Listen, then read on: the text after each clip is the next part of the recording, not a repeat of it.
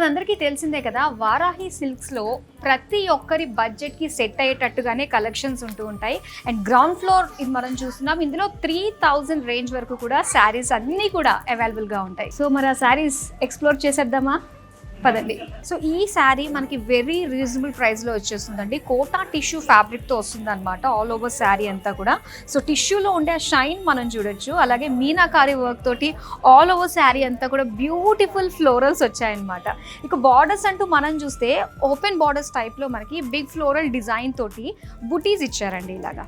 So చాలా బాగుంది. మొత్తం శారీ అంతా కూడా గ్రే కలర్ పైన జరీ కలర్ఫుల్ మీనా బుటీస్ తోటి ఇచ్చారు.